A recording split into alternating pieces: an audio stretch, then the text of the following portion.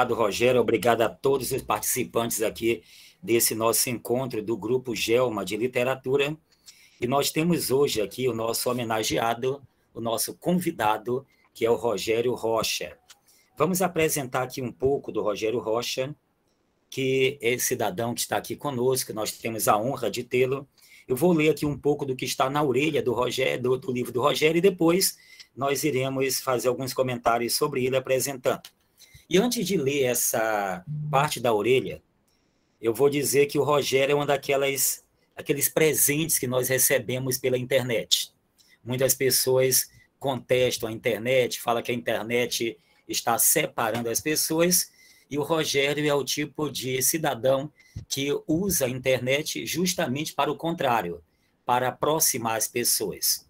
Tem o seu canal no YouTube, que sempre faz entrevistas, faz comentários, divulga a literatura maranhense, divulga os valores maranhenses. Então, é um cidadão que nós devemos ter sempre por perto, tanto por sua gentileza, seu carisma, como também por seu trabalho altamente relevante. Rogério Rocha é maranhense da cidade de São Luís, técnico judiciário, ex-assessor jurídico, professor de filosofia, palestrante, produtor de conteúdos educativos em vídeos, membro fundador do projeto de divulgação de filosofia e literatura Iniciativa AI2 e do Litera, que, inclusive, no sábado passado, lançou o primeiro número da revista. Uma revista está ali, a revista do Litera. Quem quiser depois fala com o Dr. Rogério aí, é algo barato. Não vou dizer que é de graça, porque custa R$5, mas R$5 não paga nem o estacionamento do shopping. Então, não. É um trabalho realmente muito bom. Rogério Rocha é licenciado em filosofia, bacharel em direito, e fora aqui do livro ele estava fazendo letras. Continua, Rogério? Está ainda vindo para esse bom caminho das letras. Isso é importante. Ambos pela Universidade Federal do Maranhão. É pós-graduado em Direito Constitucional pela Uniderp Anhanguera, que é minha instituição também, em Filosofia, em Paradigmas e Pesquisa da Ética pelo IESMA, é também mestre em Criminologia pela Universidade Fernando Pessoa, em Porto, Portugal. E o Rogério, além de tudo, é um grande leitor. É um cidadão que está sempre antenado, não só à literatura mais já, vamos dizer assim, canonizada, como também está sempre atento ao que está surgindo em nossa literatura. Abre seu espaço lá no seu canal para entrevistas, algumas entrevistas antológicas ali, e quem quiser conhecer um pouco da literatura maranhense, principalmente da contemporânea, acessa o canal do Rogério, depois ele vai passar aí qual é o nome exato do canal, e nós vamos aproveitar esse vasto conhecimento. E como foi dito antes, Rogério, nós temos ali o Bioc. Seja bem-vindo, Bioc. Bioc está ali de Vasco da Gama. Então, Rogério, você tem 30, 40 minutos para falar sobre você, sua obra, e eu fico sempre, Dino, constrangido quando eu tenho que apresentar um escritor. Porque eu acho que o escritor deveria ser mais ou menos assim como o popstar. Nem precisaria de apresentação. Ninguém no show para apresentar lá o cantor, porque todo mundo já o conhece. Mas, infelizmente, nós ainda temos que apresentar os escritores, mesmo grupo de estudo de literatura maranhense. Então, com poucas palavras, apresentei o Rogério, que eu considero como um amigo, como uma pessoa especial que vive aqui no nosso coração, na nossa cabeça sempre, e que está sempre interagindo e trazendo novidades. Então, Rogério, seja bem-vindo, fique à vontade, você está aí, amigos, e depois nós voltamos para os questionamentos, as dúvidas. E alguém já chamou isso aqui, Rogério, de Roda Viva da Literatura. Então, prepare, fica à vontade. Excelente referência. É uma excelente referência, né? Roda Viva da Literatura. Bem, boa noite a todos. Gostaria de saudar aos dois coordenadores aqui do grupo, as pessoas que estão encabeçando aqui esse momento, né? Que é o professor Aldino Cavalcante e o nosso amigo dileto, José Neres. E por meio deles eu estendo essa saudação a todos os demais integrantes do grupo de estudos e também as pessoas que vieram hoje aqui conversar e passar esse tempo com a gente. Bem, eu vou tentar, além do que já foi falado, né, sobre a minha pessoa, eu vou tentar, na minha fala, ela vai ser estruturada em cima de alguns eixos, né, e dentro desses 30, 40 minutos, eu vou tentar fazer uma mescla de alguns momentos. Quais sejam eles? Primeiramente, falar um pouco das minhas influências, né, do início das minhas leituras, né, desse meu trajeto como leitor, né, o Neres falou muito bem, eu me vejo também como um leitor, primeiramente, eu acho que todos nós, de alguma forma, somos e continuaremos assim. Então, eu quero falar um pouco disso, vou tentar dar umas pinceladas. Depois disso, dessas influências e do que eu penso sobre isso, eu quero passar para uma seguinte etapa, na qual eu vou tentar tecer alguns comentários no sentido de demonstrar ou viabilizar aqui a apresentação de um paralelo entre a literatura e a filosofia e dizer por que elas, né, são importantes para a minha cosmovisão, para a minha visão de mundo, né, e para a minha vivência. E depois, né, disso, eu vou tentar apresentar para vocês alguns caminhos que são também parte da minha trajetória, da minha formação como leitor e como ser humano, sobretudo, né? E que estarão a serviço de talvez alguém que esteja também buscando traçar essa jornada, né? Que é a jornada da formação humana a partir do conhecimento dessas duas áreas, da filosofia e da literatura. Sobretudo da literatura, porque nós estamos aqui primeiramente para falar dela e sobre ela. Mas eu vou fazer essa exposição porque eu acho necessária. E eu devo encerrar minha fala, né, com a enunciação de um itinerário possível, né, com 10 pontos, eu espero resumir aqui, para esse trajeto, né, de formação através da literatura, levando com base aquilo que eu tenho como minha verdade e que eu uso, né, e usei ao longo desse tempo todo, desde garoto, né, até hoje. Bem, então, fica claro para todos o meu ecletismo, né, eu me defino assim, eu sou uma pessoa que tem desde sempre, trago comigo desde sempre um ecletismo muito forte, que eu fui descobrindo com o passar do tempo, tá? No momento inicial, ainda na minha juventude e infância, obviamente na infância não, né? Não tem como você ter essa noção, mas na minha juventude eu ainda não conseguia me ver assim, né? E depois, com a maturidade, isso foi ficando cada vez mais claro para mim. Ou seja, eu tento exercer minha intelectualidade a partir de uma visão plurima, uma visão multifacetada, eclética mesmo.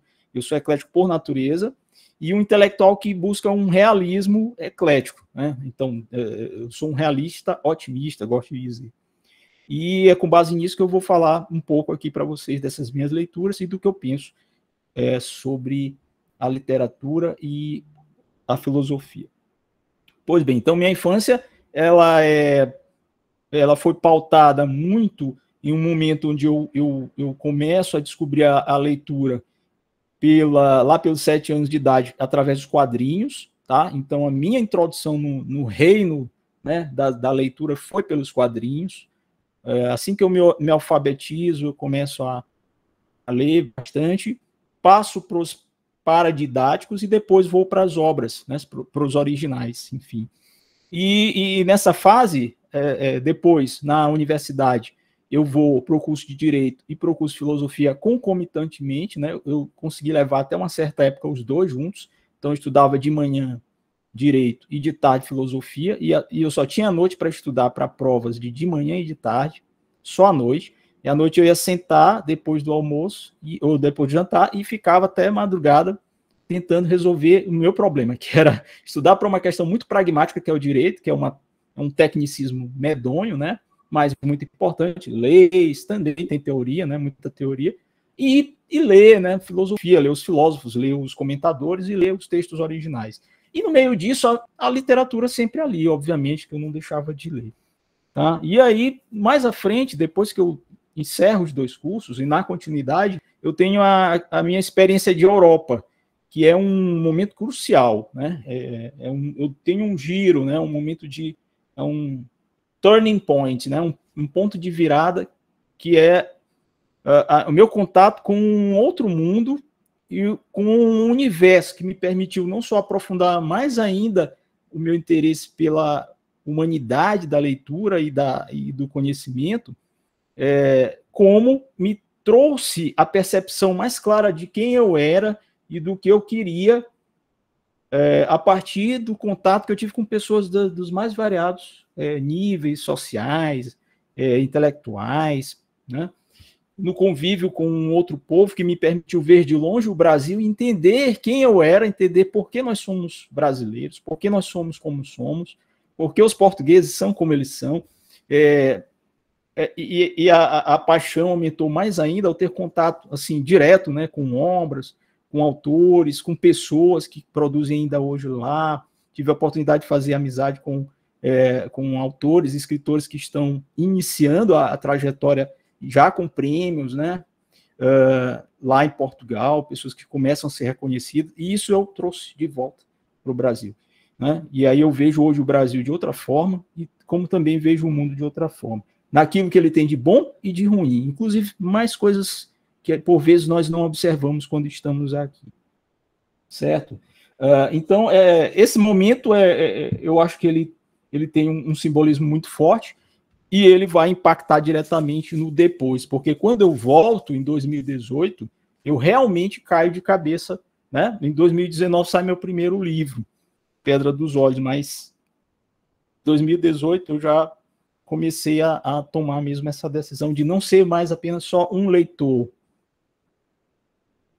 Eu pensei, não, agora eu já estou pronto para começar a fazer coisas, né? Dentre elas, esses projetos que eu toco e que vocês começam a conhecer. Então, até 2018, eu era um total desconhecido aqui para o meio do campo literário, porque, de fato, eu estava intramuros, no meu quarto, né, na minha casa, na minha vida profissional e nos meus estudos acadêmicos, que é uma coisa que eu nunca deixei, além da sala de aula, né? Além da sala de aula.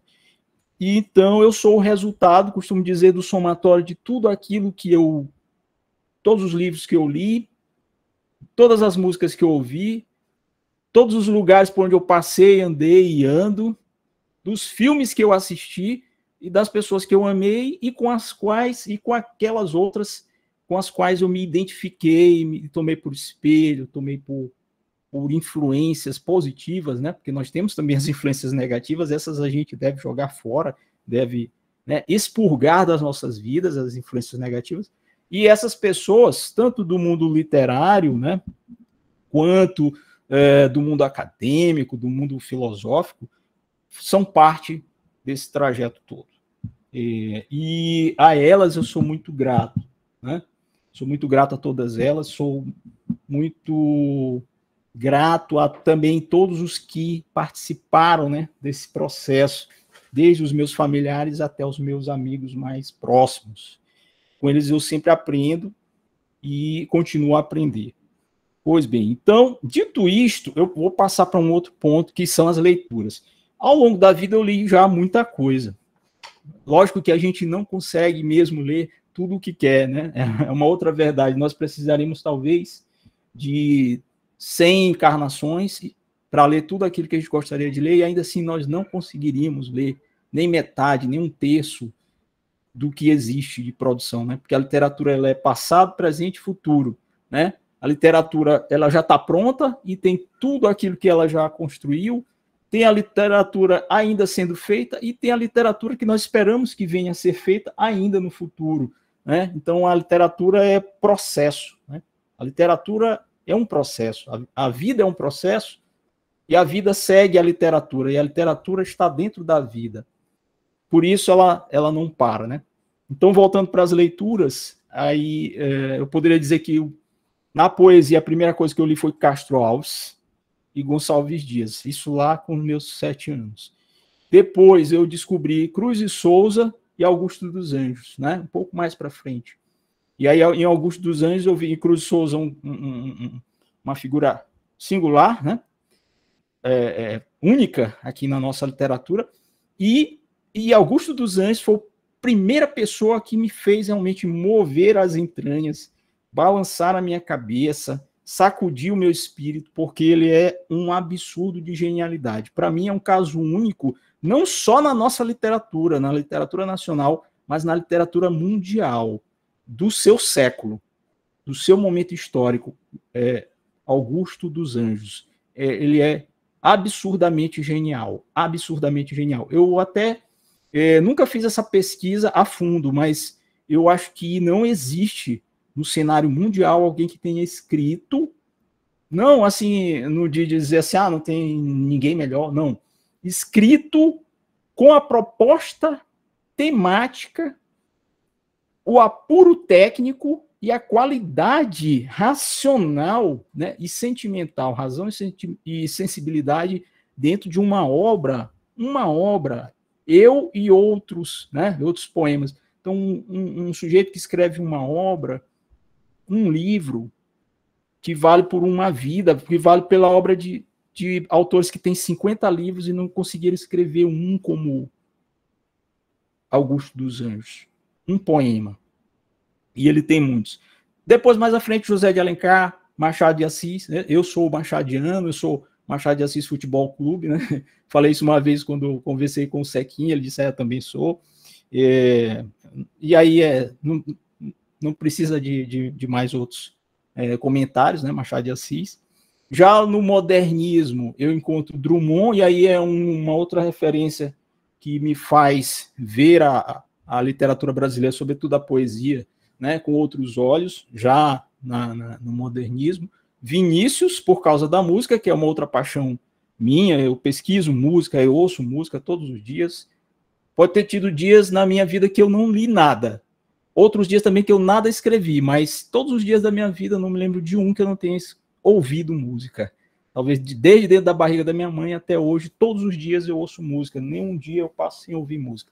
Alguns dias eu passo sem escrever, mas sem ler também é difícil passar sem ler. Mas, com certeza, talvez um dia que eu estivesse muito ruim, ou não muito feliz, ou doente, né? Mas música eu ouço sempre. E o Vinícius me veio pela música e depois pela sua obra, né? E aí eu posso citar Ledo Ivo, Cassiano, Ricardo, próprio Jorge de Lima. Vindo para nossas terras, eu já falei aqui de um mais antigo, né, romântico, que é o Nelson Gonçalves Dias, o primeiro poeta nacional, poeta mesmo, gigantesco. Eu já também na modernidade, na contemporaneidade, Nauro Machado, quando eu estava na universidade, eu tive primeiro contato direto com as obras de Nauro Machado, não com o Nauro, né, pessoa, mas com a obra dele, e foi fundamental. E eu li uma obra chamada Elegia Fundamental, de uma pessoa chamada Luci Teixeira, que me colocou também num outro nível. Eu reputo como um dos melhores livros escritos por uma mulher na literatura do Maranhão, né? Em poesia, como uma poesia que me remeteu a pensadores alemães que eu estudei, né? A uma filosofia até mesmo heideggeriana. Não sei se na intenção dela tinha isso, mas eu encontrei tanta referência naquela obra que me deixou estupefato. Elegia Fundamental.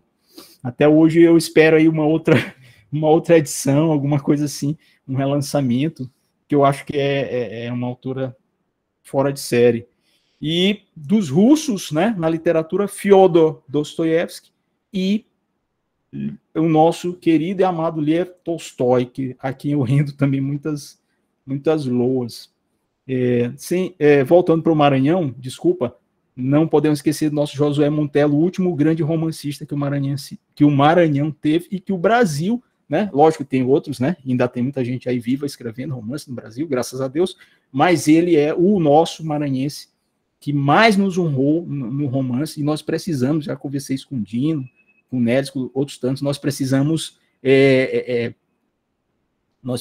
de outros romancistas, de outras boas romancistas, né?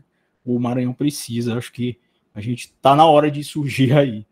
Em língua inglesa, Dylan Thomas é uma referência que eu tenho assim muito forte, é um desses também que eu reputo como grandes, né, gigantes. Quando eu descobri Dylan Thomas, eu vi as possibilidades que a poesia contemporânea pode explorar, assim como o Walt Whitman, né, esses dois me mostraram uma coisa gigantesca, né, muitos caminhos. E mais o Dylan Thomas, porque a minha relação com ele é assim mais visceral mesmo. A poesia dele me encanta, me impacta assim gigante, de forma gigante, imensa. Gustavo Corsão, que é um cara que assim pouca gente fala, lê, mas ele tem pelo menos umas 4 obras fundamentais que pouca gente fala e comenta.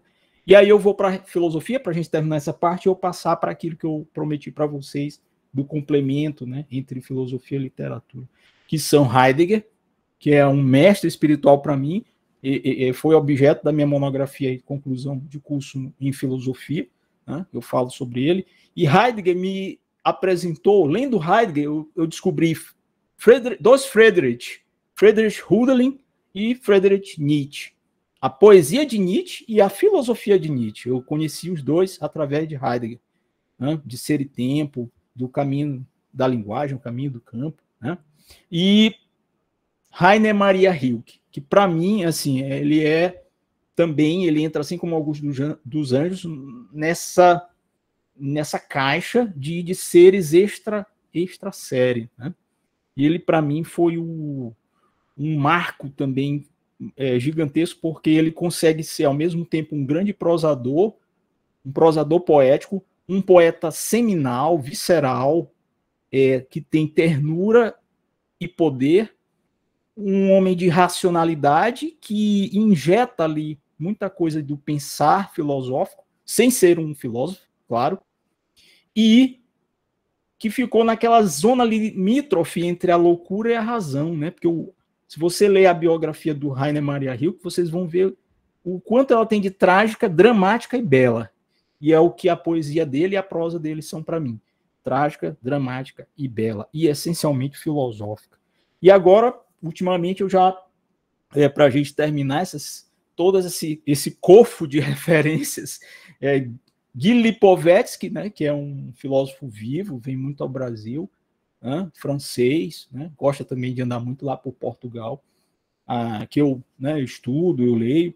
Zygmunt Bauman, né, que inclusive eu participei de uma iniciativa que é pioneira, porque é esse dicionário crítico hermenêutico Zygmunt Bauman, pela Unijuí, né? Eu fui convidado pelos professores de lá do doutorado para escrever um verbete, né? Então acho que não tem, deve ser, possivelmente, eu não conheço se tem outro, primeiro dicionário sobre a obra de Zygmunt Bauman, e eu tenho aqui o verbete Medo, né, que eu tive a honra de escrever a convite da Unijuí do Rio Grande do Sul, tá? E a editora que publicou esse dicionário crítico hermenêutico. Então, também, e Byung-Chul Han, que é um filósofo vivo, coreano, naturalizado alemão. Então, essas pessoas povoam o meu imaginário. Obviamente que elas são algumas das que povoam, não são as únicas. Agora, eu gostaria de passar a falar com vocês sobre aquilo que nós comentamos há pouco, né? E que eu pretendo dar conta nesses minutos que me faltam. Já temos mais ou menos uns 20 minutos pelos meus cálculos, que é sobre livros e ideias, itinerário de formação, o nome o título que eu escolhi aqui para essa nossa conversa, e que me leva a falar sobre a busca de um paralelo entre conhecimentos que são os da literatura e da filosofia.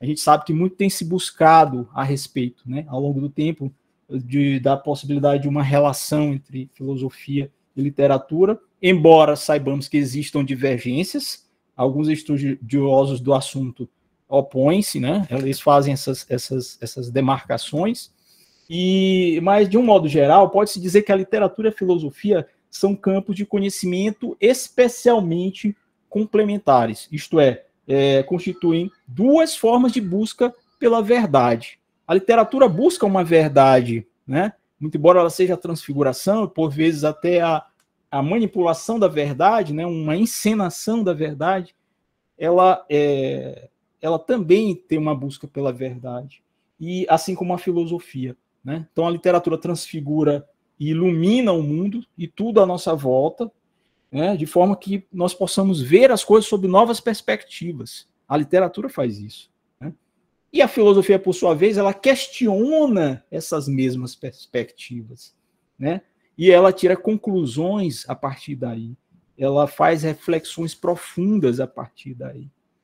Desse modo, nós podemos dizer que a literatura é necessária para que exista a filosofia, uma vez que a literatura fornece os dados do lado emotivo, do lado, né, sensorial, por vezes, visual, né, imaginário, com os quais a filosofia trabalhará, né? Ela também se apossará, em certos momentos da sua história, desses dados para trabalhar com eles.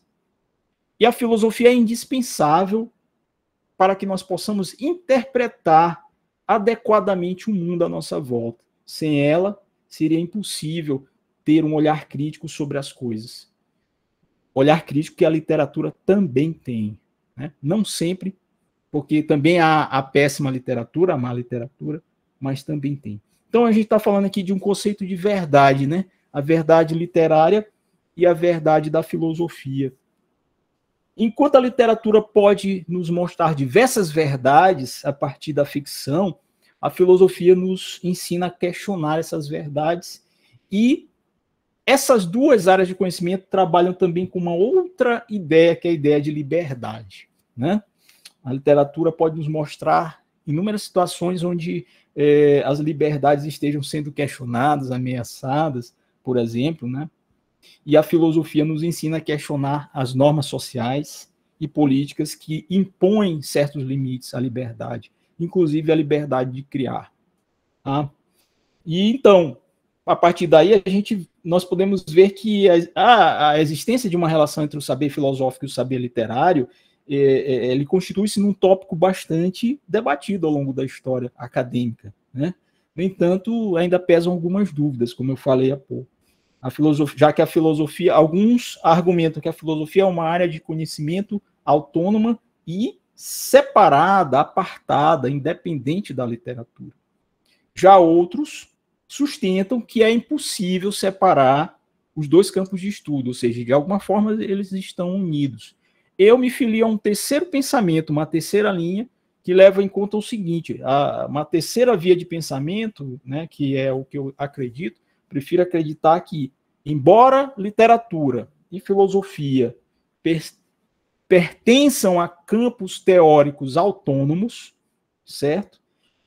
Os saberes filosóficos e os saberes literários sofrem o que eu chamo de intermitentes emaranhamentos. Eu chamo de emaranhamento ou entrelaçamento. E nesse emaranhamento e nesse entrelaçamento entre os campos é o que torna possível o diálogo entre as linguagens, a linguagem filosófica e a linguagem literária, com suporte mútuo de suas epistemologias e das suas linguagens, obviamente, como eu já falei. Então, sempre que isso ocorre, esse emaranhamento, nós temos a união, a complementaridade, ela é reforçada, né? Então, essa é a tese que eu advogo, é o lugar por onde eu sigo e percebo esses dois campos de conhecimento. Sendo assim, partindo do princípio de que efetivamente exista uma relação entre esses dois campos de saber, o saber filosófico e o saber literário, e eu penso que tal fato pode ser explicado, sim, por meio de pelo menos 6 razões que eu gostaria de elencar agora. Primeira razão: a literatura fornece uma variedade de exemplos que servem para ilustrar conceitos filosóficos. Quem não leu algum livro de literatura cuja obra, né, traz algum exemplo que pode ser trabalhado filosoficamente para ilustrar um conceito que não é da literatura? Então isso é uma primeira razão para a gente acreditar efetivamente nessa relação ou correlação. Segunda, a literatura pode servir como um meio para explorar questões filosóficas, como vem servindo ao longo da história.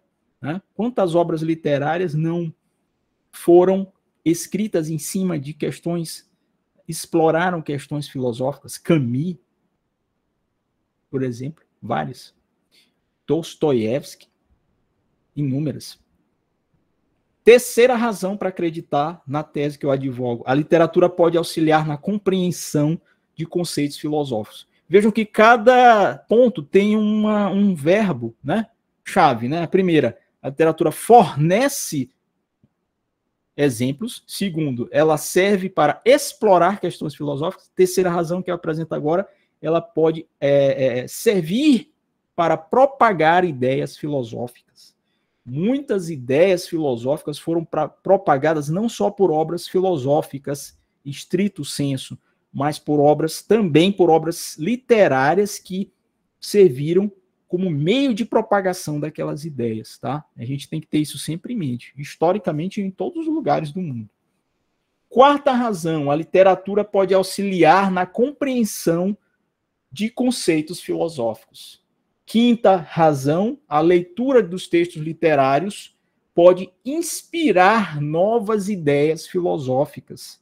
Inspirar, ou seja, não existe a ideia, mas o texto, o autor, a autora trazem essas ideias que acabam contaminando os seus leitores, e muitos desses seus leitores são chefes de Estado, são homens que têm poder para realizar uma revolução, sei lá, ou a própria população, né, leitores de um determinado contexto histórico, que depois possam vir a fazer com que isso caia para o campo da ação, né, vá para o campo da materialidade. E a última razão, a sexta razão, é que a análise literária, eu penso, pode revelar padrões ou tendências filosóficas. Ou seja, a análise da literatura, né, e aí a gente tem muita gente, Compagnon, Blanchot, o pessoal da literatura lê os caras e às vezes não consegue compreender, porque eles são essencialmente filosóficos, mas ali eles são estudados como sendo teóricos da literatura, são críticos literários, são acadêmicos, são professores como um Undino, como um José Neres, lá nas academias nas quais eles servem, nas universidades. Mas você lê um Compagnon, você lê um Blanchot, e você começa a ver ali padrões ou tendências filosóficas, né, contemporâneas, porque eles trabalham com assuntos do agora. Então, meus amigos, minhas amigas, essas são as razões que me levam a crer nesse postulado, dessa complementariedade, nisso que eu chamo de emaranhamento, né? Dito isto, para a gente começar a ir mais à frente, né, para a gente seguir na nossa fala, percebam que eu estive o tempo todo, ao falar disso que eu acabei de dizer, eu estive a enumerar pontos específicos de uma questão subjacente ao tema central, que é a questão da leitura. O tempo todo eu estou falando de leitura. Logo, é sempre bom nós frisarmos a importância que ela pode ter e tem, né, em nossas vidas. Ela que eu falo, a leitura. Sobretudo a leitura de obras literárias e filosóficas, na medida em que ela estimula a formação do imaginário, da nossa criatividade, trabalha a capacidade de nós nos colocarmos no lugar do outro. A literatura sempre tem um outro. É o outro para quem o escritor escreve, é o outro da personagem, é o outro de quem interpreta, o outro para quem ela serve. Colocar-se no lugar do outro, ajudar a enriquecer o nosso vocabulário, ter uma função recreativa, ter uma função de higiene mental, né? Como um momento de lazer também, até porque não se lê só por obrigação ou por dever de pesquisador, enfim. E, além dos livros didáticos e técnicos, que são essenciais para estudantes, para acadêmicos, enfim, para profissionais de diversas áreas, é importante que saibamos, então, extrair o melhor do que o mundo da literatura e das ideias filosóficas tem para nos proporcionar. Eu penso muito nisso. Desse modo, meus amigos, minhas amigas queridas, nós podemos concluir, com base no que eu acabei de demonstrar, ou de tentar demonstrar para vocês, que existem sim diversos pontos de contato entre a literatura e a filosofia. Tá? E aqui eu estou falando da literatura estrito sensu, né? E até mesmo da literatura de um modo em geral, e da filosofia pura, como tal, né? É uma constatação válida, né? Afirmarmos, portanto, que esses dois campos de conhecimento se complementam, né? Eles se tocam e nos permitem ambos uma compreensão mais ampla da realidade, tanto a filosofia quanto a literatura, né? E agora eu vou passar para a questão do itinerário. A gente está falando aqui de formação, estou falando rapidamente da minha formação, ou de uma ideia de formação, da minha história de vida, aquilo que eu verdadeiramente acredito. Eu trago aqui para vocês, então, com base nisso, um itinerário possível para quem pretenda ter na literatura uma das bases mais sólidas para a sua formação humana, né? Porque a gente está falando, na verdade, é disso, né? De formação do ser humano. Não é só do leitor enquanto leitor ou do acadêmico, né? Você não precisa estar dentro da academia, e a academia que eu falo não são as academias de letras, né? São as universidades, as faculdades, o centro de saber, de conhecimento. Então, eu gostaria de trazer um percurso formativo aqui para um leitor que possa apaixonar-se pela literatura, a partir da minha própria experiência como leitor e com um longo itinerário de formação, ainda em formação, né? Porque a gente não para, ele não está encerrado. Pois bem, então o primeiro ponto que eu destacaria é a questão de ler bastante, né? Sempre digo para os alunos, para as pessoas para quem eu falo, que é ler tudo que cruzar o teu caminho. Aos poucos, tu vais descobrir quais os teus autores preferidos, os gêneros que você mais tem, né, tem predileção, mas para chegar a eles, você tem que ler, você tem que ter uma abertura muito grande. Não adianta você querer ler só um gênero a tua vida toda. Óbvio, se você quiser ser especialista num autor, numa autora, ou num segmento, num nicho, tudo bem, eu vou compreender, mas se você quer pensar num processo muito mais amplo de formação, leia tudo que cruzar o teu caminho, sem preconceito, os temas que mexem com a tua sensibilidade. E com o tempo você vai apurar, né, gradualmente você vai apurar a tua sensibilidade para aí depois saber selecionar o que de fato te interessa ali. Tá? Porque às vezes a gente vai ter que ver que a ampliação do horizonte do leitor faz com que o intelectual que há em você, se é que você quer seguir esse trajeto, comece também a descartar certas coisas na sua leitura e até abandonar algumas delas, né? O segundo ponto seria a ideia de manter sempre um livro por ler. Então, a gente termina um livro, tem sempre o outro, tem que ter o outro te esperando, um outro livro, escolhe, ou deixa logo ali do lado, ou vai comprar logo, mas sempre ter um livro a ler. Nós sempre temos que ter um livro a ler. Faz parte do perfil de quem é um bom leitor ter o outro livro. Bom, eu acabei de ler aqui uma obra aqui do Byung-Chul Han. Qual é o próximo livro? Né? Eu acabei de ler um livro de poesia. Qual é o meu próximo livro? O que tem para mim agora? Dedica, portanto, uns minutos do teu dia para isso. Todos os dias. Pelo menos alguns minutos. Para ler teu gênero predileto, teu escritor predileto, tua escritura favorita. Terceiro, fazer anotações.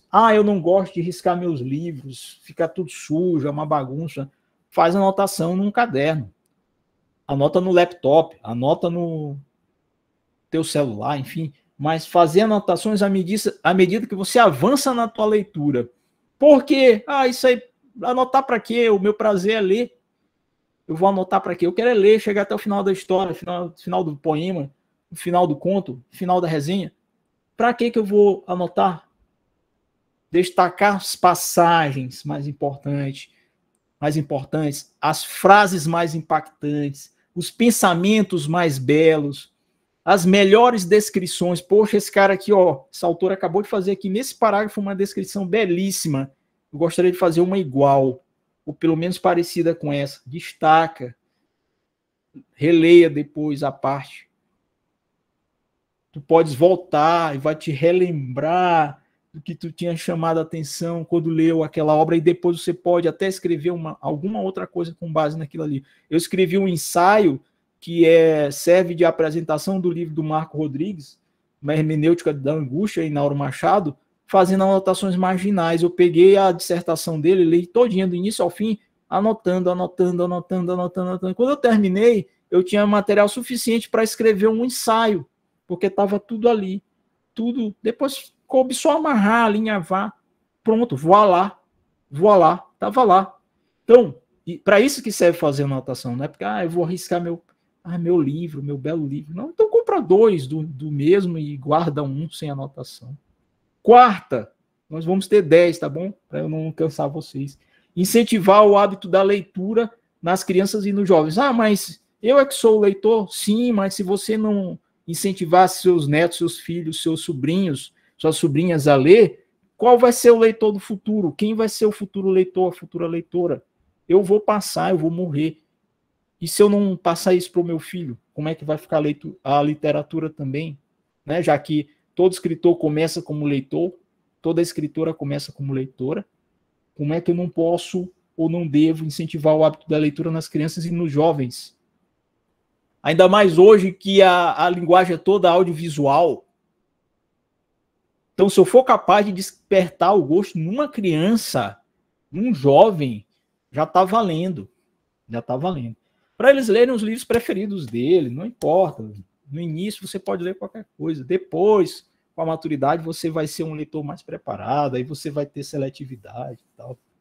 Quinto, organizar uma biblioteca pessoal. Todo mundo tem que ter uma sua biblioteca. Mas a biblioteca de Neres tem 10 mil livros, a minha só tem 100. Não interessa, todo mundo começa com um livro. Você vai começar com um livrinho, tá? A minha começou com o primeiro livro. Assim como uma caminhada começa com o primeiro passo, uma biblioteca começa com o primeiro livro. Eu tenho hoje, não sei, eu perdi as contas, mas eu tenho 3 lugares aqui na minha residência que tem livro. A minha biblioteca maior, que é a Biblioteca Antônio José Fonseca Rocha, que é o nome do meu pai. Eu tenho uma biblioteca menor no corredor que sai da biblioteca principal. E aqui na minha esquerda, que não dá para vocês verem, né, que eu estou no meu quarto, tem uma outra biblioteca menor. Então, você começa de 1 livro, 2, 3. Então, é muito importante para quem quer fazer um percurso intelectual ter a sua biblioteca pessoal. Não há nada melhor do que ter um cantinho todo seu, só seu, onde tu possas estar rodeado de livros preferidos, dos teus livros preferidos. E você pode separar como quiser, por ordem alfabética, por gênero, por título, por letra. Ou então, se você não é um leitor organizado, não interessa, deixa tudo bagunçado, mas está lá, você vai poder ler. Sexta questão, sexto tópico, participar dos grupos de leitura, né? A gente está fazendo aqui um grupo de estudos, mas também existem os grupos de leitura, porque lá no grupo de leitura você vai socializar, você vai encontrar pessoas que também estão lendo o seu autor, sua autora e outros autores, né? As leituras em conjunto podem formar não só encontro de almas, de pessoas, de visões, de cosmovisões, mas também da partilha dos gostos, né? E a formação do teu gosto vai passar também pela formação das referências que você tem, das pessoas que leem em torno de você, do teu pai, da tua mãe, ou se na tua casa ninguém lê, alguém, teu amigo que lê e te empresta o livro, né? Então, a tua condição de leitor passa também por esse processo de socialização. A gente não lê para ficar guardando só para a gente tem que falar sobre os livros, a gente tem que pensar sobre os livros, a gente tem que gritar esses livros aí, tá? E os grupos de leitura servem para isso. Também para descobrir novos títulos, novas autoras. Alguém está lendo algo que eu não conheço, aí o Dino vai lá e me apresenta um autor e eu, pronto, né? Descubro ali mais um. Sétimo, estamos acabando, tá? Peço a paciência de vocês, a gente já está terminando. Criar uma lista de livros para ler. Eu já falei da questão de ter sempre um livro a ler, e é importante também para quem quer seguir esse itinerário de formação, criar uma lista de livros a ler.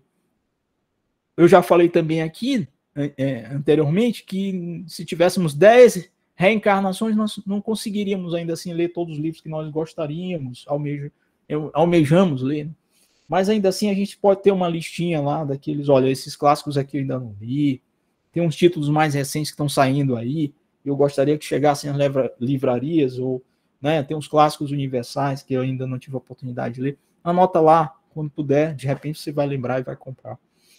Oitavo, visitar lugares ligados à literatura.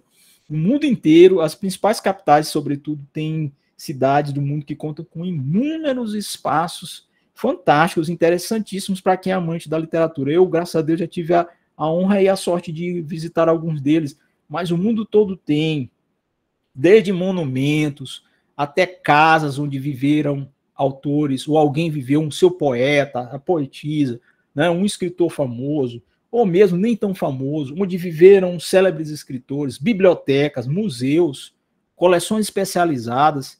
Vá lá naquela cidade, você sabe que tem algum, vá lá, procura dar uma ida, né? Eu já tive na Espanha, eu olhei coisas maravilhosas, Ortega y Gasset, e aí você vai ter o caminho do Quixote, né? Ou seja, olha só, o Dom Quixote nem existiu, gente, ele só existiu na literatura, mas lá tem um caminho do Quixote.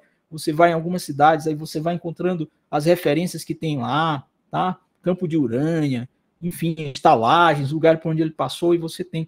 E assim, né? Aqui também a gente tem a Casa de Cultura José Montelo, a fundação. Então você vai lá e encontra José Montelo lá em livros, em obras, e às vezes até pode achar que ele está lá dentro com vocês também, né? E a nona questão, nono ponto, ler obras de outros países e de outros idiomas. Isso é uma coisa que nós no Brasil, infelizmente, fazemos muito pouco, em virtude da nossa parca formação intelectual. Mas na medida que você puder aprender um outro idioma e ler autores no original em outros idiomas, isso vai fazer uma diferença enorme, medonha na sua vida de leitor e na sua vida intelectual. A literatura não tem fronteiras, gente. Por mais que nós sejamos aqui maranhenses e amemos a nossa literatura, mas a gente não pode passar a vida toda sem tentar ler pelo menos obras fantásticas escritas em outros idiomas, em outras culturas, representativas também da maior literatura universal. Então, o importante nisso é poder experimentar novas narrativas, perspectivas diferentes das nossas. Você lê um russo, você lê um alemão, eu leio em espanhol, leio em português, leio em inglês, um pouco em francês, e estava começando a ler em alemão, mas confesso que não tenho condições. Mas quando eu consegui ler meu primeiro livro inteiro em inglês, foi um negócio sensacional. A primeira palestra que eu ouvi inteiramente sem tradução em inglês, do Niall Ferguson, foi um negócio assim de êxtase. E você, mas Rogério, eu não sei ler em espanhol, não sei ler em inglês, procura o espanhol, né? Pelo menos para você ler. Se você puder escrever, melhor ainda. Se você puder falar, 3 vezes melhor. Mas a gente tem que ler também, tá? E o 10º ponto para a gente terminar, para eu não encher mais o saco de vocês, que eu acho crucial e que tem muito a ver com o espírito desse grupo aqui, que é incentivar e apoiar a publicação de novos escritores e de novas escritoras. Nós sabemos que é uma enormidade de talentos escondidos por aí, gente. Tem muita gente que nós nem fazemos ideia de que existe e que já está aí, só aguardando uma chance de ser lido, de ser descoberto pelo grande público, ou mesmo que não seja pelo grande público, por algumas pessoas, tá? Por uma dezena delas, uma centena delas. Dê uma oportunidade aos novos autores, às novas autoras, e, sobretudo, se eles forem da tua terra, tá? Aqui deve ter gente também que não é daqui, por isso que eu estou falando da tua terra, tem gente que não é daqui do Maranhão, né? Da tua região, da tua cidade, do teu país. Isso promove a literatura local, valoriza as produções artísticas e intelectuais da tua comunidade, da tua gente, da tua terra. E o mais importante, assegura a continuidade da história da literatura, porque nós só vamos ter literatura continuando se nós tivermos leitores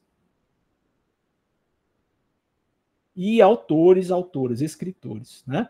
Aí vão dizer, também tem que ter o livro, né? Que o tripé é livro, leitor ou leitora e escritor, escritora. Então, tem que ter essas 3 coisas. Mas se eu publico e ninguém lê, ou só eu leio, né? Ou então, se eu só quero ler a pessoa que é famosa, eu só vou ler Bjork, mas eu não vou ler Rogério. A gente tem que ter, então, essa consciência com a gente. Pois bem, Então, dito tudo isso, eu gostaria de encerrar minha fala dizendo que realmente eu acredito nisso tudo que eu acabei de dizer aqui e muito mais, né? E que nós devemos realmente seguir, se é que nós queremos, essa tentativa de leitura do grande livro do mundo, né? A gente está o tempo todo tentando ler o grande livro do mundo. Ele é escrito cada dia, quando a gente acorda, escova os dentes, quando a gente toma o nosso café da manhã, sai para trabalhar, quando a gente volta para descansar e tal. Ele está o tempo todo sendo escrito a partir das nossas vidas, e depois ela vai para a página dos livros. E eu gostaria de fechar com isso. A gente também não pode só ler e se fechar dentro das nossas casas. A gente também tem que viver, né? Quem lê, né? E quem vive, e quem vive tem mais coisas ainda também para escrever, além daquelas que você leu. Então, o grande escritor, a grande escritora, o grande intelectual, ele não pode ficar só hermeticamente fechado dentro do seu micromundo. Ele tem que viver socialmente, ele tem que interagir com as outras pessoas para depois ele trazer esse conteúdo que vai ser o alimento para o espírito dele e para o intelecto produzir alguma coisa legítima, válida, né, e que as pessoas possam ler.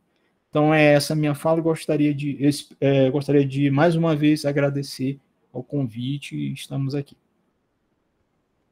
Muito bem, Rogério Rocha, muito obrigado por esse itinerário todo, pela construção, né, da sua formação como leitor, sua formação como escritor, sua formação como homem das letras.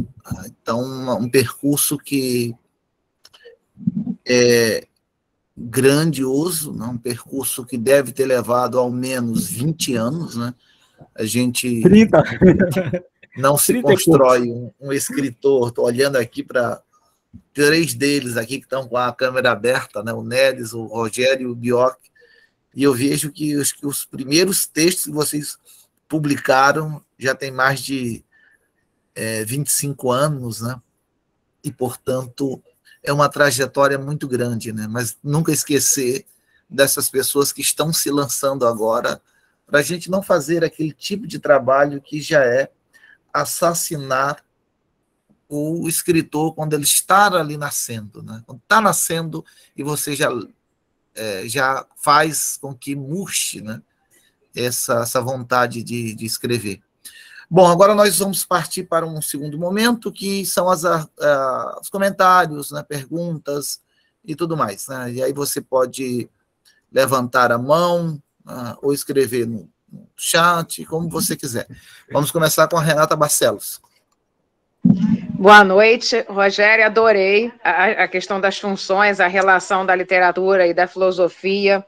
Eu também caminho neste pensar. Como que você percebe o rumo da literatura brasileira, tanto na parte de prosa, verso, essa proliferação das feiras literárias agora estão invadindo os pequenos municípios pelo Brasil afora. E aí teve um acadêmico da ABL, eu agora não vou me recordar qual, que eu estava assistindo uma entrevista esta semana, e ele estava fazendo uma crítica a isso, que ao invés de fazermos tantos investimentos em feiras literárias, como está sendo agora, por que não faz investimento na questão da formação do leitor, num trabalho no município, né, nas prefeituras, com os alunos da educação básica, estimular e desenvolver as habilidades de leitura, de escrita? Como que você percebe tudo isso? Renata, obrigado pela pergunta. Eu acho que em tudo tem sempre um lado que a gente pode apreciar como válido, né? Ou seja, a literatura contemporânea brasileira, ela começa a seguir um rumo aí que é colar nas ideias que também lá fora, né? Na literatura contemporânea como um todo, né? Essa europeia, norte-americana, enfim, segue, né? Que é uma fragmentação, uma multiplicidade de expressões, né? De linguagem que continuam, né? De um modernismo que, vamos dizer assim, tem ainda uns focos por aí. e a gente vê tanto na poesia, nem tanto, né, mas assim, nas narrativas ficcionais, né, tem muita coisa rica e surgindo aí, e o Brasil, de certa forma, tenta se adequar a esse movimento, né, numa época que a gente vê a capacidade da literatura talvez até se metamorfosear em algo que a gente não conhece ainda, né, que é você criar a partir do que já foi feito, né, que é uma espécie de literatura copia e cola, uma literatura da não criatividade, porque você vai escrever com base no que outros já escreveram. Tem uma experiência muito interessante que a gente vê, mas enfim, isso é um papo muito acadêmico. E aí, entrando no que você falou, a proliferação das feiras, eu acho que elas de fato são importantes, mas se a gente ficar também só nas feiras, a gente vai ver o aspecto comercial da coisa, né? Que é bom para você ir para a feira comprar livros, né? Teoricamente, você vai para a feira para ouvir, né? E ver pessoas que você tem como escritores de predileção, ou enfim, até mesmo novos escritores, escritoras. Isso é um atrativo, de fato, e também é uma forma de continuar dando importância à questão do livro, mas você tocou num outro ponto, que é a formação de leitores, né? As feiras não podem ser transformadas em meros shopping centers da leitura, né? Ou melhor, shopping centers dos livros, né? Ou em show, ou em, enfim, bate-papo vazio com os escritores, né? Obviamente que nem todos os escritores você vai ter a mesma capacidade de intelecção, a capacidade de interlocução até, né, com os leitores. Tem gente que é muito bom escrevendo, mas é péssimo falando, né? Não consegue verbalizar, não consegue ser tão atraente falando quanto é escrevendo. Mas eu concordo contigo, as feiras têm que pensar também, né? Se bem que eu acho que isso daí não realmente não é algo que as feiras vão fazer, né? Que é focar no leitor, mas enquanto leitor em formação, né? E isso daí é uma tarefa mesmo da educação, e sobretudo da educação básica, né? E da família. Então são os dois lados, não só a sociedade, o poder público, por meio do seu sistema educacional, mas a família, porque muitos bons leitores não foram formados por causa da escola, foram formados por causa da família, né? De um pai, de uma mãe, de um tio, enfim, de alguém que deu o start para que aquela criança, aquele menino, aquela menina, o jovem, pudesse enveredar por esse caminho de leitura e até mesmo depois de vida de estudos, né? Vida acadêmica. Então, assim, a existência das feiras, eu acho que ela é interessante e faz parte de um circuito bem maior de coisas em torno da literatura. Então, ela não deve deixar de existir, até porque é um momento solene, né, simbólico e tal. A gente não pode transformar, como eu falei, em meros shopping centers do livro, né? Mas a questão do leitor, a questão da leitura, ela não vai ser realizada, não vai ser resolvida pelas feiras. Ela vai ser resolvida num outro âmbito. E aí passa também por nós educadores, por nós professores, e inclusive pelos escritores e escritoras. Não são, lógico que não é um escritor, escritora quem vai ensinar as crianças a ler ou um jovem a ler. Não são. Mas eles têm que ter também na cabeça de que eles são um elemento difusor dessa ideia, né? Muito embora eu chegue a crer que nem todo escritor tem essa consciência social, né? Vamos agora ouvir o Bioc Mesito. Tudo bom, turma? Estão me ouvindo bem? Hoje eu vou dar o troco, Rogério, do sábado. Tá bem. Me perguntando, hoje é que eu vou te perguntar. Os caras fazem perguntas assim, muito complicadas. Eu olhando o Rogério é um cara que eu conheço não há muito tempo, assim como o Neres falou, né? Essa questão ele sabe usar muito bem o mundo virtual, né? E eu sou até um pouco crítico, até recentemente eu dando uma palestra, eu falei, né, que tem gente que não sabe muito bem utilizar o mundo virtual, né? que é uma das ferramentas, né, do escritor, né, souber bem utilizar, ele potencializa a obra dele, né. Rogério, a gente tem mantido uma amizade já há um tempo, né? É um cara assim que eu gosto muito, porque uma das coisas que eu admiro no escritor não é só o potencial dele da palavra, né? Isso é uma coisa acabada, mas sim da sua ética, de como ele conduz a sua vida. E esse cara aí é um condutor ético, moral, e é um poeta, né? Então, conhecer, de ter hoje o prazer de estar com o Rogério, ler, né? Eu sou uma das pessoas que tem um contato hoje, apesar de nós sermos muito diferentes de idade, né? Eu tenho 50 anos, ele tem menos do que eu, mas a gente tem mantido uma amizade de toques, né? Ou seja, eu me informo com ele, ele se informa comigo, eu alinho algumas coisas, ele alinha outras, e isso é um princípio básico para que o escritor, além de respeitar o outro, ele cresça, né? Então, quem sabe ouvir, sabe escrever. Quem não sabe ouvir, não sabe escrever, porque aí vai se ficar naquele egocentrismo. Achei muito pertinente o que tu falaste, que o escritor ele não pode ser esse misantropo, esse cara fechado, mas no mundo hoje da imagem, da palavra, do conhecimento, eu acho triste um poeta dizer assim, não, ninguém mexe na minha obra, ninguém pode dar um acréscimo de nada. É uma bobagem. Porque se a gente olhar os grandes escritores, Borges, Camões, enfim, sempre eles vieram pescando no anterior, ou tiveram grandes parceiros, né? Seja o companheiro, o namorado, namorada, mulher, o esposa, enfim, do seu lado, né? Tá aí um exemplo clássico da Arlete com o Nauro, né? Casal, eu não sei nem dizer, né? Nós elogiamos muito o Nauro, mas a gente tem que ver a Arlete. A Arlete é um potencial, né? Ela não como é que se diz? A mãe divina, mas é a nossa divina mãe, eu sempre costumo dizer isso. Então, Rogério, eu queria te fazer uma pergunta, deixando todo esse entrelaço aqui.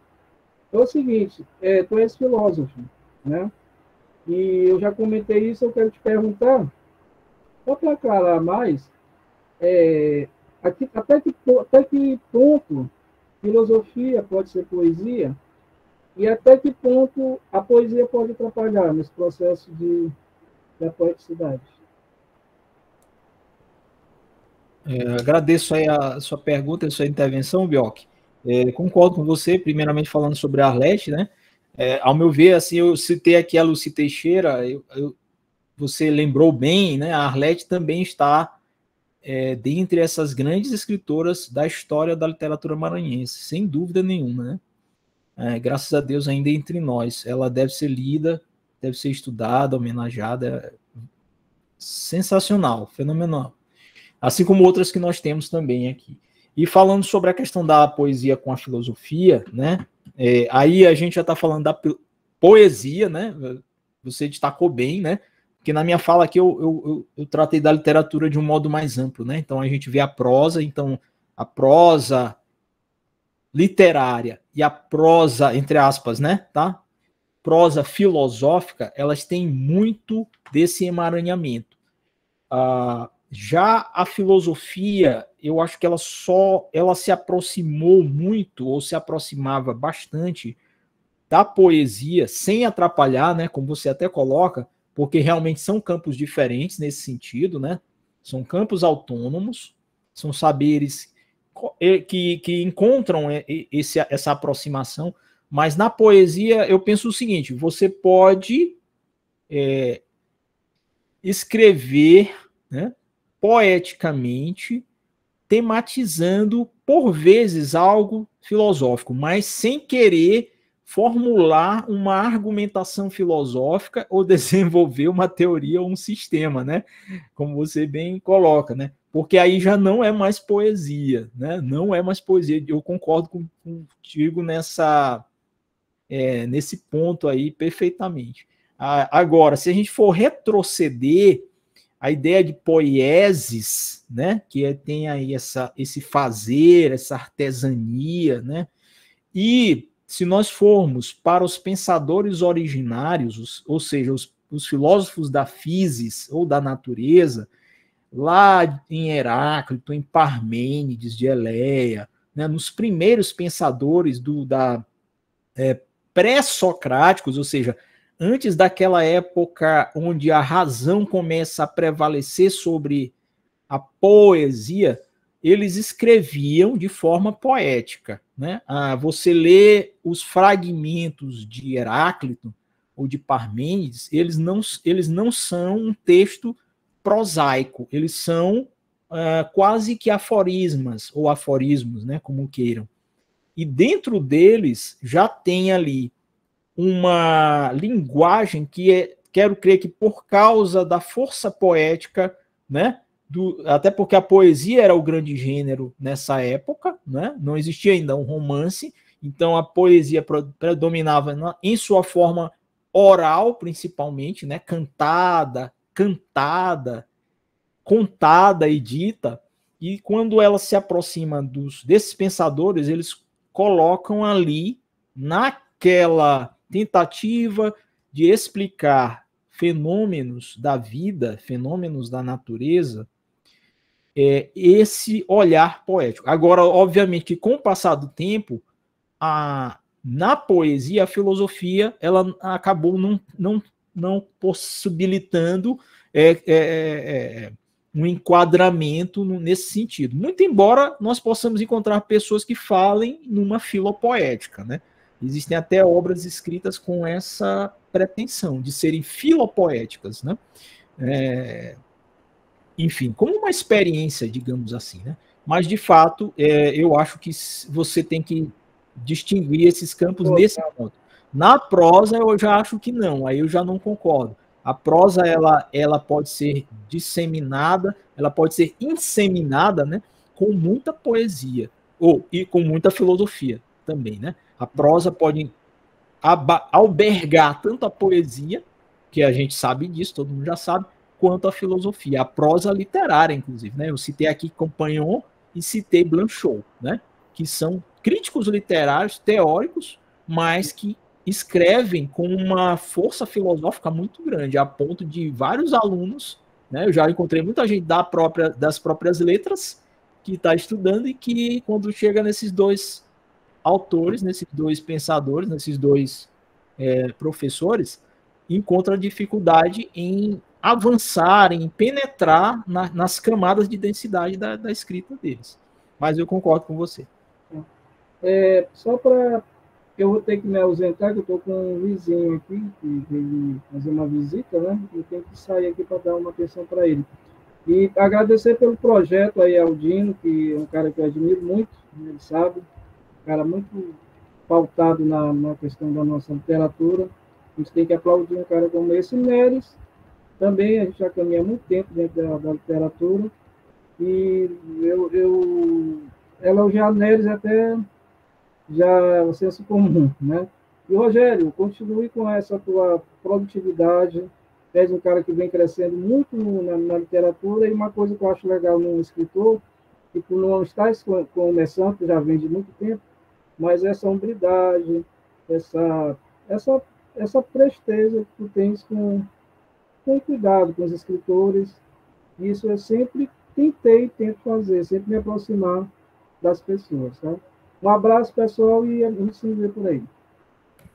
Tudo bem, Bioc? Muito obrigado pela presença, né? Seja sempre muito bem-vindo, que você faz parte da história da literatura maranhense, né? Já tem 30 anos.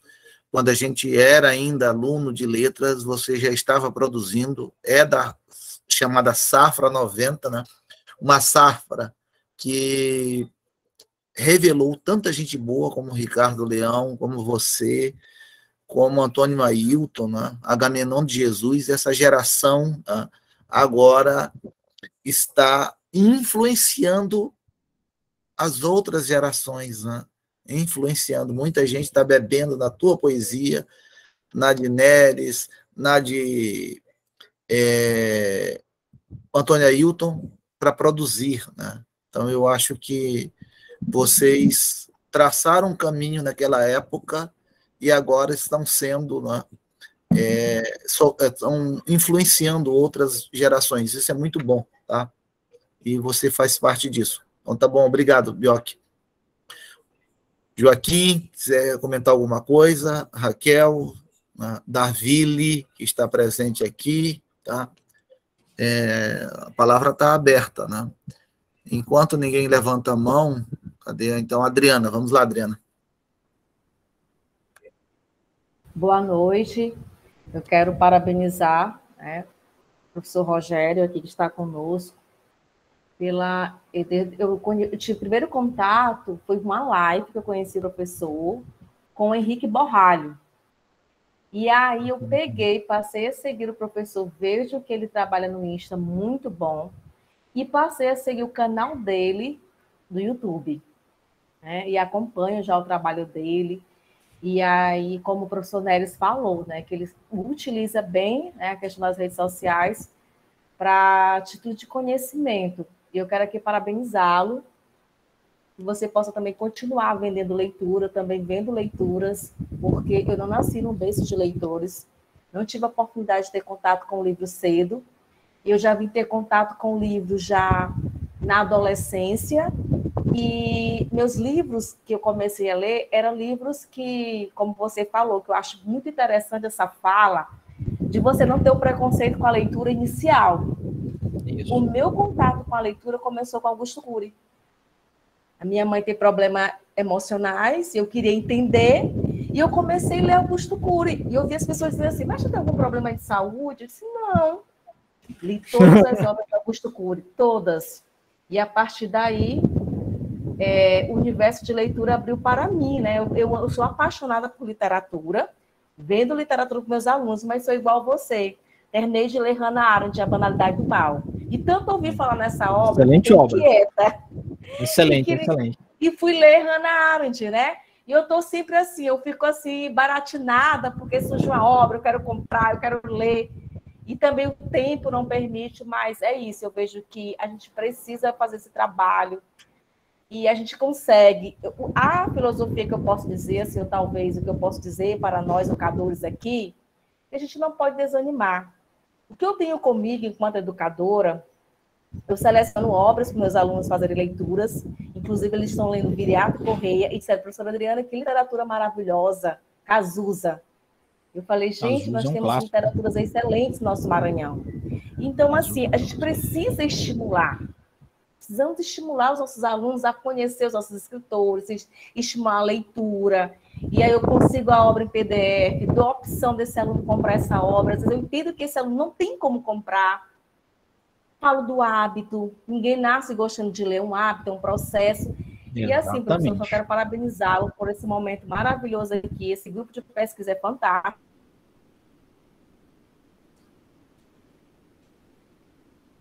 Mesmo.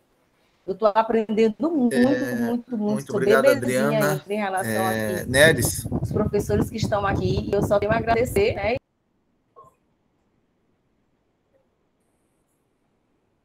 Bom, enquanto vai lá, Neres. O áudio, né? O áudio da Adriana contou. Obrigado, Adriana. Um grande abraço também. Também sigo a Adriana aí, né? Tá com a gente online aí, virtualmente, mas é uma pessoa também que tá sempre ali. Eu estou sempre de olho aí nas suas atividades. Agradeço. Eu gosto muito de trabalhar, eu sei que a leitura ela transforma, ela salva. Eu acredito no poder da leitura. Eu fui também salva pela leitura. Muita gente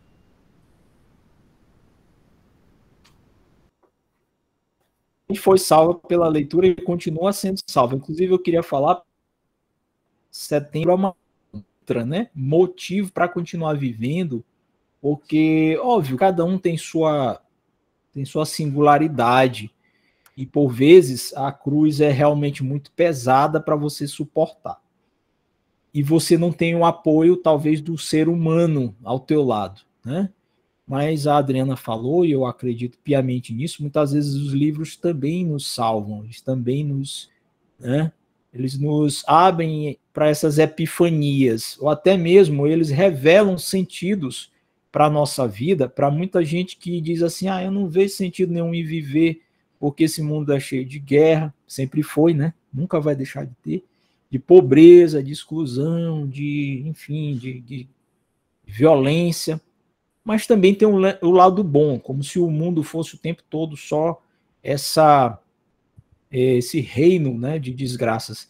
Então eu diria a essas pessoas, além de um bom médico, além do amor de pessoas que gostem de você, ou alguém que possa servir de ouvido para as tuas lástimas, procurar nos livros, né?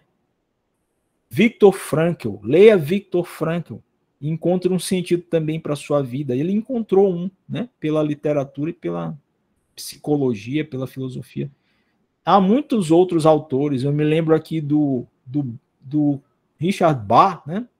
Fernão Capelo Gaivota, né? Na década de 70, uma verdadeira, assim, um boom internacional, pessoas lendo obras que transformaram as vidas dela, e tantas outras, né? Se eu fosse citar aqui, obras que mudaram vidas de pessoas, gente que foi as sandálias do pescador, né? Quem leu e depois assim, eu não fui o mesmo depois de ter lido aquele livro. Ele me salvou, né? Ele me modificou, né? É isso. Então a gente tem sempre que buscar isso daí, né? O sentido. A literatura também dá esse sentido. Nério, você fala, Raquel, depois? Deixa a Raquel falar primeiro, Dino. Então vamos lá, Raquel. Perto de encerrar já também, né? Tá certo, obrigada, professor. Eu também gostaria de parabenizar ao professor Rogério pela excelente palestra. Eu acredito que, como distante, né, daqueles que estão aqui presentes, eu ainda possuo uma ingenuidade literária muito grande, começando carreira agora, porém, ouvir tudo que foi falado hoje é uma injeção de ânimo que nos reforça a ideia da questão de tudo aquilo que a gente enxerga como possibilidade dentro da leitura, da filosofia e como elas são entrelaçadas. Vi até um comentário dizendo que elas são entrelaçadas e que é passível da gente enxergar tanto como alunos, como professores, como futuros educadores, e isso realmente nos motiva a buscar mais, a entender e a enxergar na arte que é composta aí toda a literatura que o senhor falou, sobre realmente uma possibilidade de salvação, mas ainda mais de compreensão do mundo,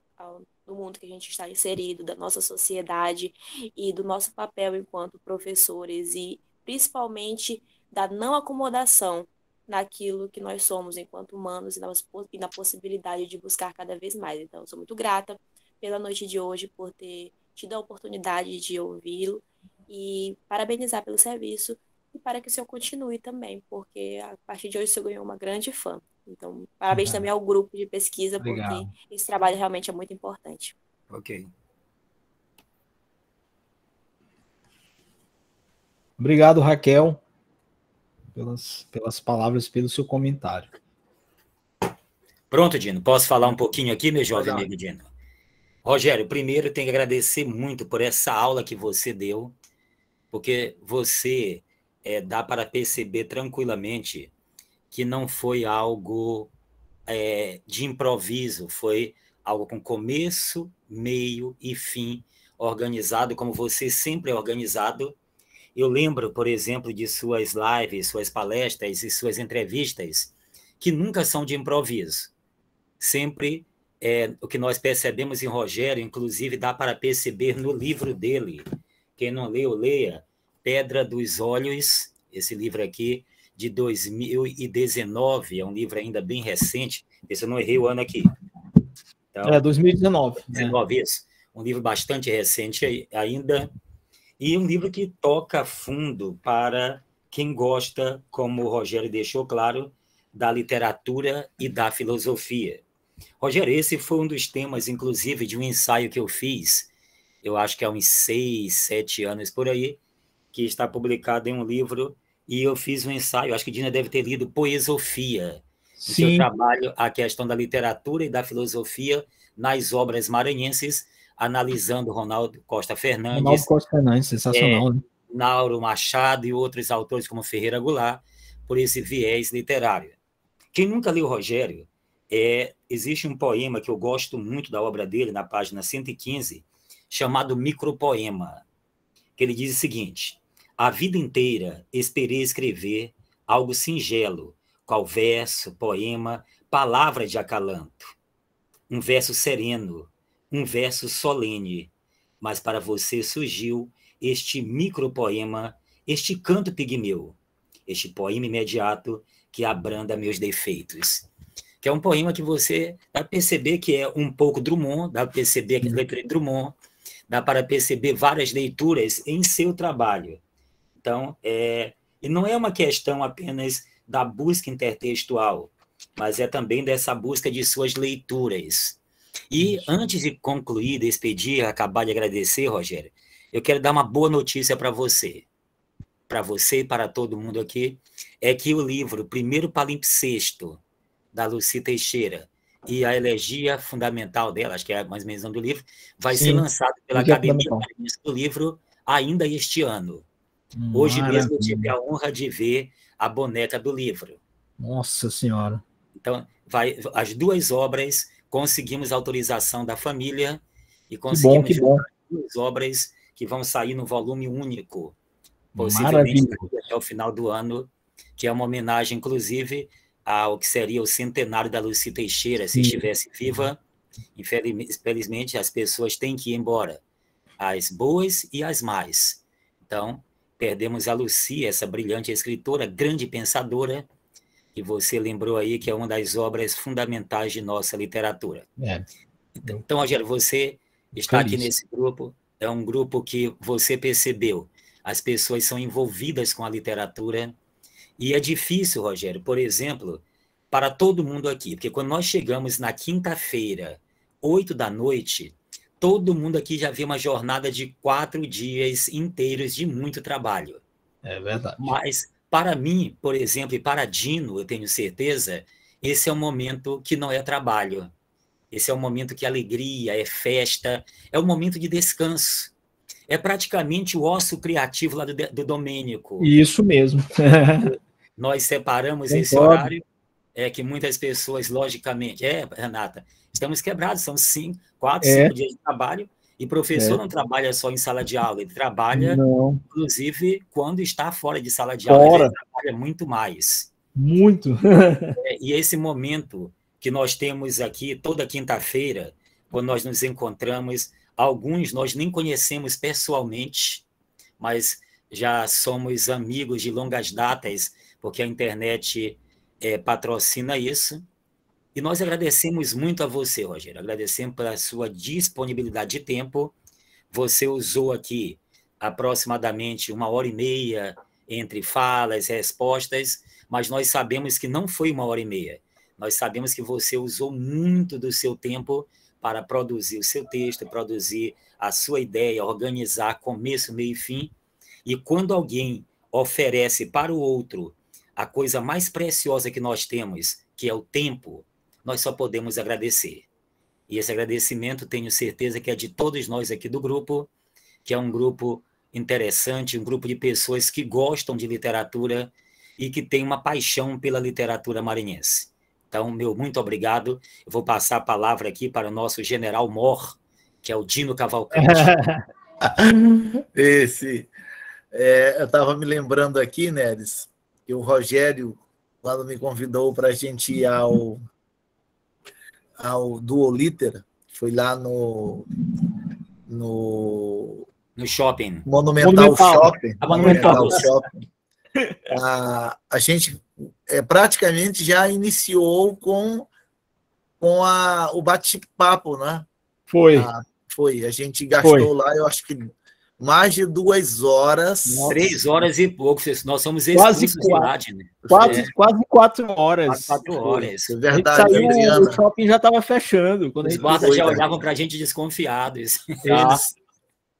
Lá como o shopping fecha mais cedo, né? Fecha cedo, acho que 8, 9 horas.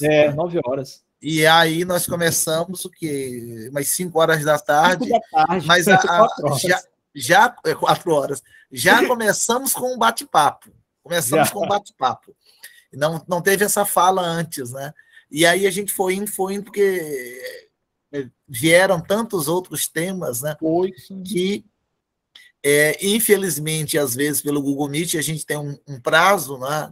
Até 2 horas a gente precisa, entre 1 hora e 2, a gente precisa encerrar, né? Por conta do Google Meet. Mas o Rogério é daquele tipo de escritor, né? Que é mais ou menos como tantos outros, né? Eu diria como o Rafael Quevedo, né? Que não se lançou ainda na poesia. Se ele estiver guardando, eu não sei, mas não se lançou a poesia. Como o Ricardo Leão, né? Que está com um pé na ciência, no caso o Rogério é na filosofia, e fazendo com que a poesia reflita tudo isso. E isso é muito bom, porque longe de ser uma poesia, um poema hermético, é, na verdade, uma reflexão sobre a própria condição do ser humano, é a própria existência do ser neste mundo.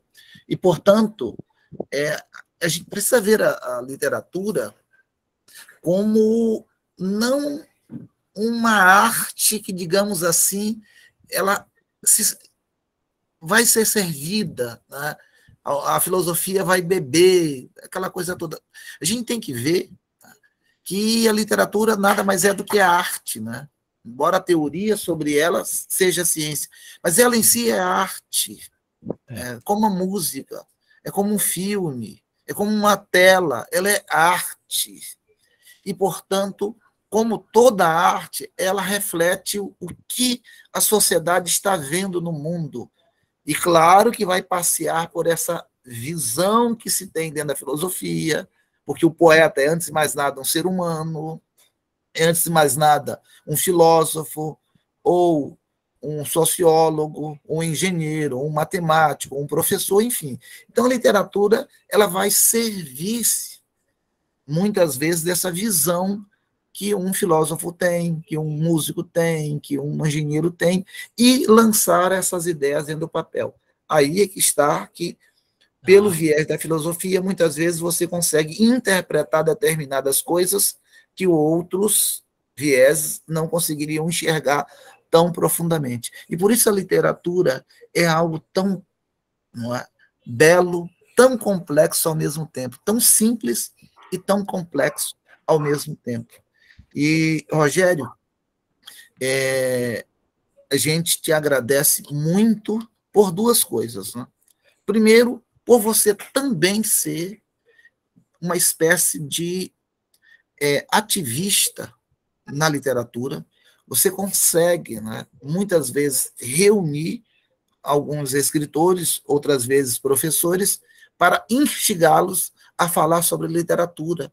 Então, com o seu grupo, Duo Litera, você tem feito o que, no Maranhão, a gente precisa cada vez mais, é instigar o debate sobre a literatura.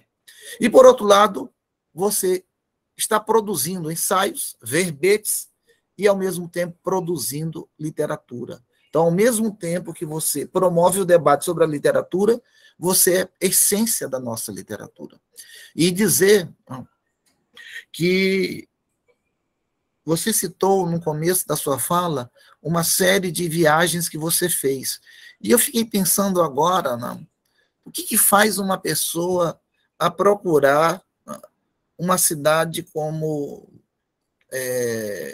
algumas áreas da América Central? O que faz uma pessoa ir para Cancún? Logicamente, você vai dizer a praia. O que faz uma pessoa sair daqui e ir lá para o Havaí? Certamente alguém vai dizer é a praia. Tá? O que faz alguém ir para a Patagônia? Certamente é o gelo. Para a Suíça, certamente, né, os Alpes. Enfim, em todo lugar,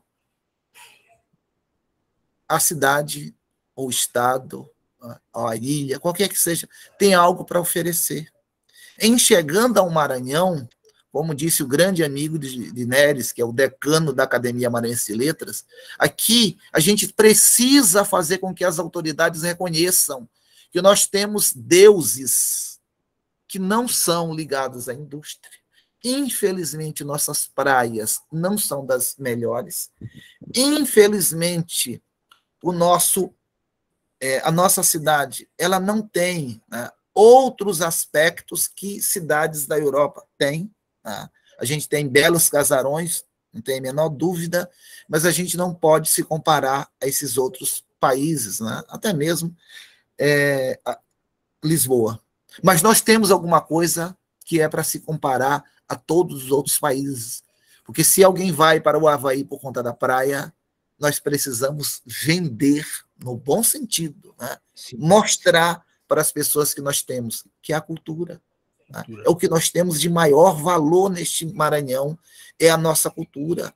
Os nossos deuses, ou a nossa deusa, é a cultura. Você sabe muito bem, melhor do que eu, né? O quanto os gregos eram ligados às deuses, né? Uma deusa para a história, uma deusa para a filosofia, uma deusa para a poesia épica, né? Então, aqui, né, nós temos uma deusa, que é a deusa da cultura. E dentro dessa cultura, certamente, tem um lugar especial para a cultura erudita, para a cultura literária, para a literatura.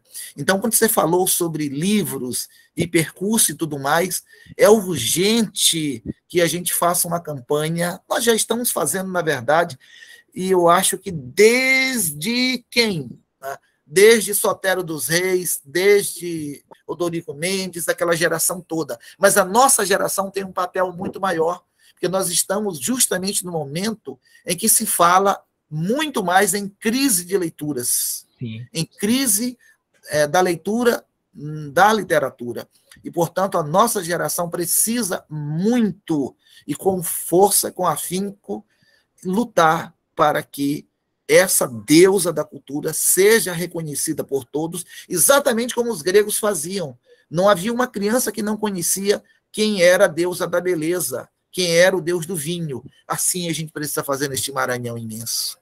Que as pessoas conheçam a metáfora da deusa maranhense, que é a deusa da cultura, para que a gente possa finalmente ter um aspecto importante desse Maranhão reconhecido, né? Que é o que nos orgulha, que é o que dá valor, de fato, a esse Maranhão. Então, Rogério, essa noite, Neres disse muito bem, né? A gente não sente como trabalho, não é dever. Aqui, né, muitas vezes a gente se estressa, né, porque a gente gostaria de que a literatura maranhense já alcançasse um patamar, né, que a música maranhense no passado conseguiu alcançar, né? Mas quando a gente termina, a gente não está cansado, não está estressado, a gente está revigorado para amanhã e na segunda-feira continuar a mesma batalha. Então é uma reunião que a gente sempre recebe muita energia, muito, gosto de lutar. Né? Então, muito obrigado, Rogério, obrigado mesmo, né, por essa noite maravilhosa que abrir, né, essas cortinas, como diria o Castro Alves, que você citou no início, né, abrir a cortina dos mares da vida para a gente enxergar esse mundo que está diante de nós, e sem a literatura, essas cortinas ficarão diferentes para nós, né? Uma visão bem opaca, né? E a literatura, ela consegue abrir e a gente enxergar mais longe. Então, obrigado, Rogério, obrigado mesmo, tá? Agradeço ao professor Dino pelo convite, pela amizade, pela admiração também que tenho por vocês, por José Neres. Dizer que esse grupo é fundamental, por tudo isso que você acabou de falar, que o Neres falou, que a gente vê isso como um prazer, né? O prazer de falar sobre literatura, essa mesma paixão que fez com que nós extrapolássemos as horas, ficássemos 4 horas alugando as orelhas e E a fala do Dino naquele dia é justamente por isso, é o que vocês sintetizaram nessa fala, porque a gente não vê como uma tortura ou como um desprazer, né? A gente vê como um alimento, né, para as nossas vidas, para as nossas almas, e daí a importância. E realmente a gente tem que colocar essa deusa cultura, né, como o Dino falou, nesse panteão, né, no topo mais alto desse panteão. Eu sonho com um dia em que nós pudéssemos ter aqui uma casa, um templo consagrado a todos os grandes autores e autoras maranhenses, onde a gente pudesse interagir, né? Quem sabe um espaço cultural, uma coisa assim que você entrasse e visse lá representados por seus livros, por suas representações pictóricas, ou fotos, ou documentos, enfim, todas essas figuras aí que são aqueles e aquelas que abriram espaço para que hoje nós possamos continuar, José Neres, o senhor, você e outros mais, né, e outras também que estão aqui. Então é sempre um prazer, e de fato o Maranhão ele é um fenômeno a ser estudado, professor, só para eu terminar e me despedir aqui, porque não é à toa. Vejam bem como é que um estado que tem IDH dos piores, que tem, infelizmente, uma história de desmandos e de perda do caminho, né, das suas gestões, e que fica ali lutando lá embaixo nas estatísticas com alguns outros também infelizes estados, consegue ter uma produção cultural das mais ricas do país, né? Se fosse por uma lógica, nós éramos para ser pobres também na nossa literatura, por uma lógica econômica, obviamente, né? Ou matemática, ou alguma coisa assim. Mas não, é como se fosse o oposto. O Maranhão opera o milagre, que até hoje eu ainda não consegui chegar a essa resposta, espero chegar um dia, mas estou a caminho dela, que é realmente um fenômeno. Maranhão nas letras nacionais é tão grande quanto qualquer um dos grandes, né, dos ditos grandes estados dessa nação, como São Paulo, como Rio. Um estado que deu 11 membros efetivos à Academia Brasileira de Letras em toda a sua história, 11, 5 fundadores, desses 11, 5 eram fundadores, 5 patronos de cadeiras e mais 2 que são sócios correspondentes. Então, ao todo, fazendo a matemática, são 18 nomes maranhenses na história da academia que reúne a nacionalidade literária do Brasil. Então, isso é um fenômeno. É por isso, isso é mais uma prova dentro dessa irracionalidade, né, mas de uma prova lógica de que isso que o professor Dino acabou de falar é verdade. A cultura é o nosso grande tesouro, né? E a cultura literária e musical também, culinária, enfim, artística, ela está num primeiro plano. Infelizmente, não a política, né? Mas a lógica aí vai sendo invertida e parece que nós ficamos num terceiro ou quarto plano, mas, de fato, nosso grande tesouro é a cultura. Muito obrigado a todos e parabéns pela existência do Gelma. Espero continuar aqui seguindo vocês e estamos juntos aí para o que der e vier. Muito bem, a gente se despede, né? Vou parar a gravação.